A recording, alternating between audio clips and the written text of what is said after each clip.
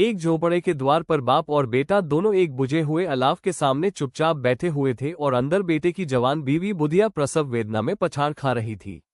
रह रहकर उसके मुंह से ऐसी दिल हिला देने वाली आवाज निकलती थी कि दोनों कलेजा थाम लेते थे। जाड़ों की रात थी, प्रकृति सन्नाटे में डूबी हुई, सारा गांव अंधकार में लय हो गया था। घीसू ने कहा, मालूम होता है बचेगी नहीं, सारा दिन दौड़ते हो गया, जा देख तो आ। माधव चिढ़कर बोला, मरना ही है तो जल्दी मर क्यों नहीं जाती? देखकर क्या करूं, तू बड़ा बेदर्द है बे। साल भर जिसके साथ सुख चैन से रहा, उसी के साथ इतनी बेवफाई। तो मुझसे तो उसका तड़पना और हाथ पांव पटकना नहीं देखा जाता।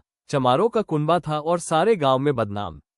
घीसू एक दिन काम करता तो 3 दिन आराम करता। माधव इतना कामचोर था कि आध घंटे काम करता तो घंटे भर चिलम पीता। इसलिए उन्हें कहीं मजदूरी नहीं मिलती थी। घर में मुट्ठी भर भी अनाज मौजूद हो तो उनके लिए काम करने की कसम थी।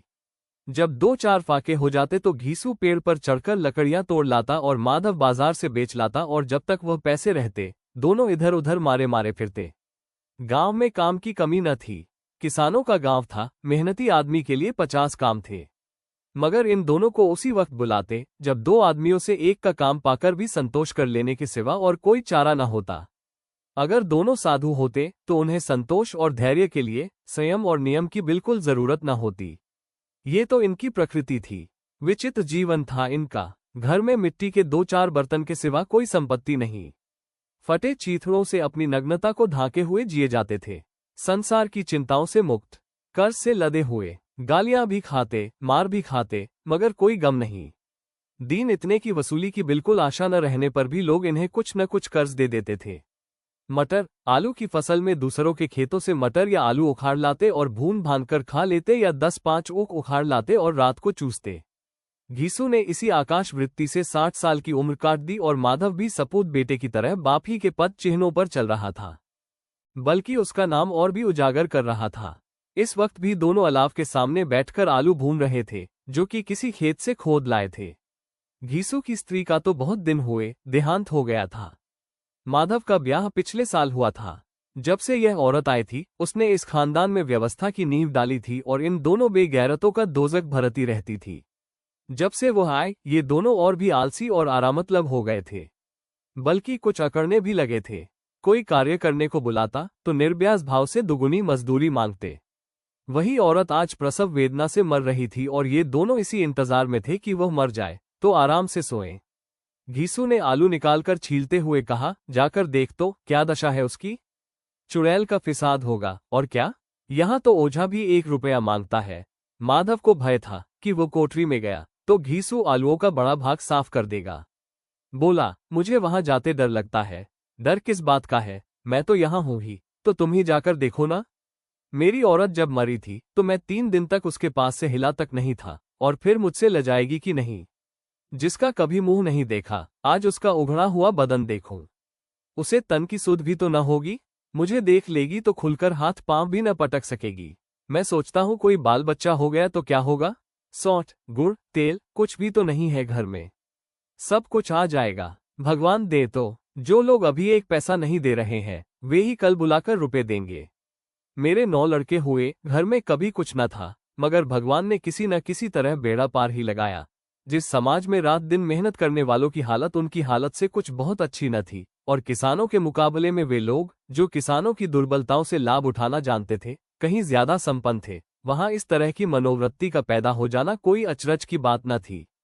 हम तो कहेंगे घीसू किसानों से कहीं ज्यादा विचारवान था और किसानों के विचार शून्य समूह में शामिल होने के बदले बैठकबाजों की कुत्सित मंडली में जा मिला था। हाँ, उसमें ये शक्ति न थी कि बैठकबाजों के नियम और नीति का पालन करता।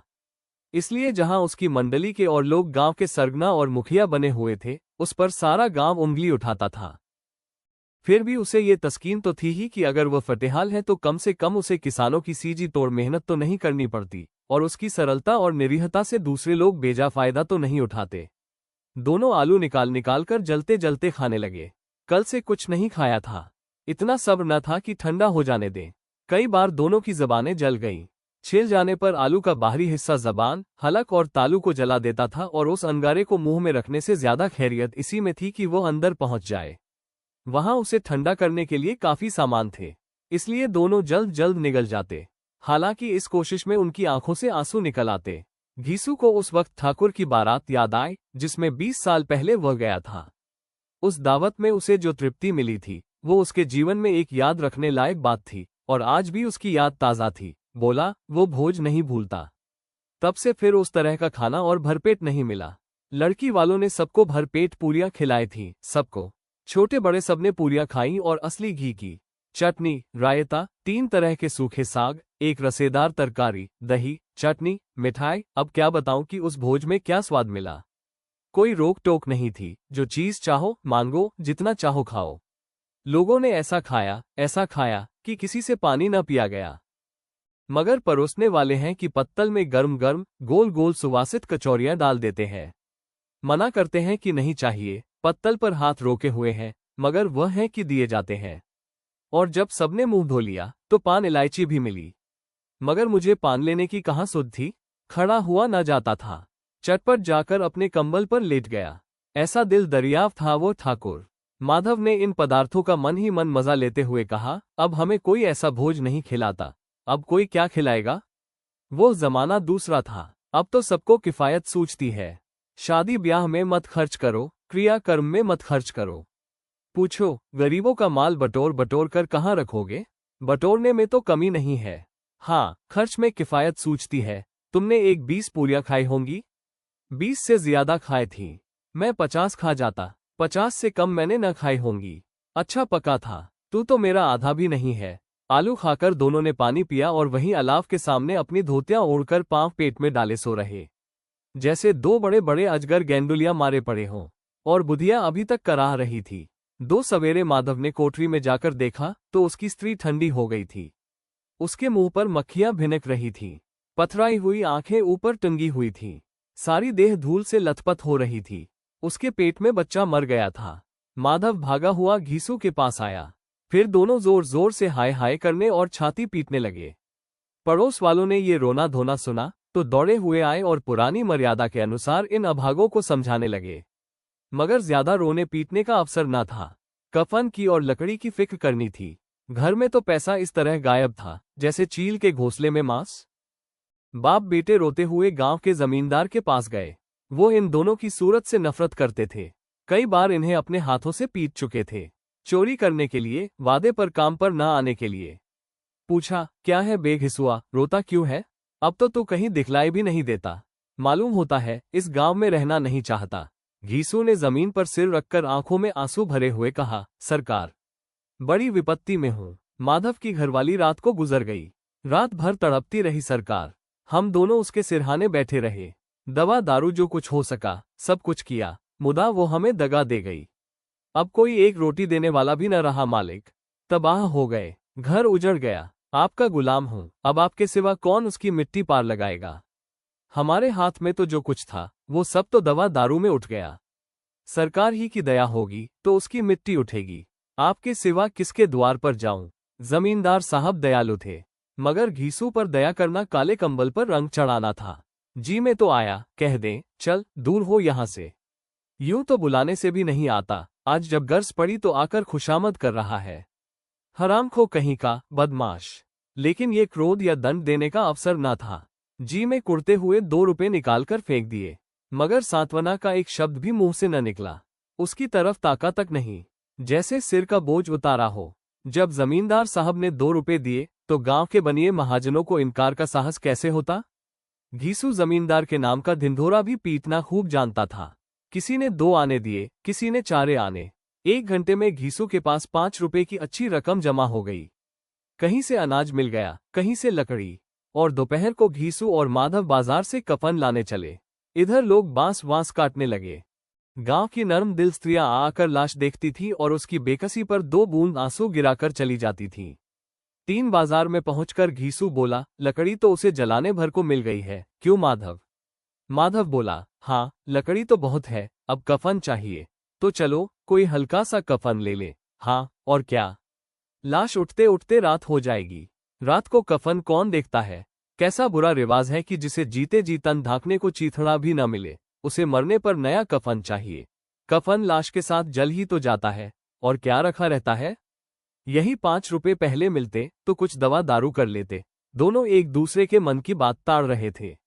बाजार में इधर उधर घूमते रहे। कभी इस बाजार की दुकान पर गए, कभी उसकी दुकान पर। तरह तरह के कपड़े, रेशमी और सूती देखे, मगर कुछ जचा नहीं।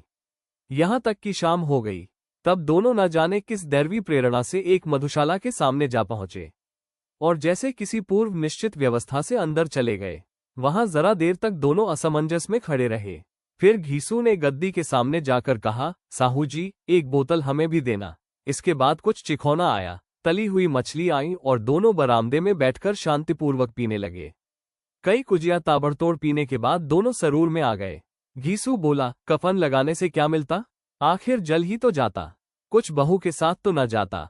माधव आसमान की तरफ देखकर बोला, मानो देवताओं को अपनी निष्पापता का साक्षी बना रहा हो। दुनिया का दस्तूर है, नहीं लोग बामनों को हजारों रुपए क्यों दे देते हैं? कौन देखता है परलोक में मिलता है या नहीं?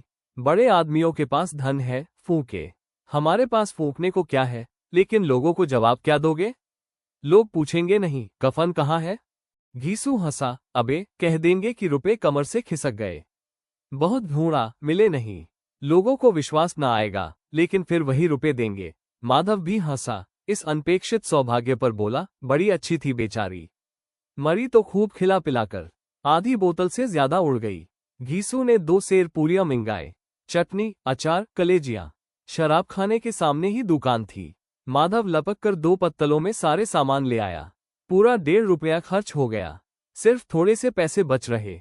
दोनों इस वक्त इस शान में बैठे पूरियां खा रहे थे जैसे जंगल में कोई शेर अपना शिकार उड़ा रहा हो। न जवाबदेही का खौफ था, न बदनामी की फिक्र। इन भावनाओं को उन्होंने बहुत पहले ही जीत लिया था। घीसू दार्शनिक भाव से बोला, हमारी आत्मा प्रसन्न हो रही है तो क्या उसे पुण्य न होगा? माधव ने श्रद्धा से सिर झुकाकर तस्दीक की, जरूर से जरूर होगा। भगवान, तुम अंतर्यामी हो, उसे बैकुंठ ले जाना। हम दोनों हृदय से आशीर्वाद दे रहे हैं। आज जो भोजन मिला वो कभी उम्र भर न मिला था। एक क्षण के बाद माधव के मन में एक शंका जागी। बोला, क्यों दादा, हम लोग भी एक न एक दिन वहां जाएंगे ही?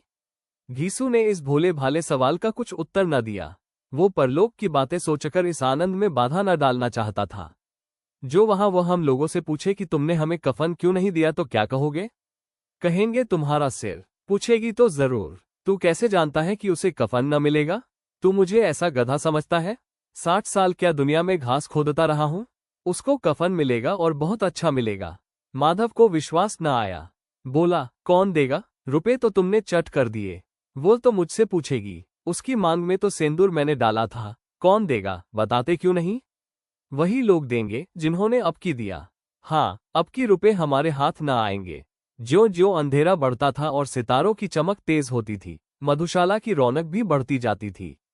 कोई गाता था, कोई डींग मारता था, कोई अपने संगी के गले लिपटा जाता था, कोई अपने दोस्त के मुंह में कुल्हड़ लगाए देता था। वहां के वातावरण में सुरूर था, हवा में नशा। कितने तो यहां आकर एक चुल्लू में मस्त हो जाते थे। शराब से ज्यादा यहां की हवा उन पर नशा करती थी। जीवन की बाधाएं यहां खींच लाती थी और कुछ देर के लिए ये भूल जाते थे कि वे जीते हैं या मरते हैं, या न जीते हैं न मरते हैं। और ये दोनों बाप बेटे अब भी मजे ले लेकर चुस्कियां ले रहे थे। सबकी निगाहें इनकी ओर जमी हुई थीं। दोनों कितने भाग्य के बली है। पूरी बोतल बीच में है। भरपेट खाकर माधव ने बची हुई पूरियों का पत्तल उठाकर एक भिखारी को दे दिया, जो खड़ा इनकी ओर भूखी आंखों से देख रहा था और देने के गौरव, आनंद और उल्लास का अपने जीवन में पहली बार अनुभव किया। घीसू ने कहा, ले जा, खूब खा और आशीर्वाद दे। जिसकी कमाई है वो तो मर गई, मगर तेरा आशीर्वाद उसे जरूर पहुंचेगा। रोए रोए से आशीर्वाद दो, बड़ी गाड़ी कमाई के पैसे हैं। माधव ने फिर आसमान की तरफ देखकर कहा, वो बैकुंठ में जाएगी दादा, बैकुंठ की रानी बनेगी। घीसू खड़ा हो गया और जैसे उल्लास की लहरों में तैरता हुआ बोला, हाँ बेटा, बैकुंठ में जाएगी। किसी को सताया नहीं, किसी को दबाया नहीं। मरते मरते हमारी जिंदगी की सबसे बड़ी लालसा पूरी कर गई। वो न बैकुंठ जाएगी तो क्या ये मोटे मोटे लोग जाएंगे, जो गरीबों को दोनों हाथों से लूटते हैं और अपने पाप को धोने के लिए गंगा में नहाते हैं और मंदिरों में जल चढ़ाते हैं? श्रद्धालुता का ये रंग तुरंत ही बदल गया।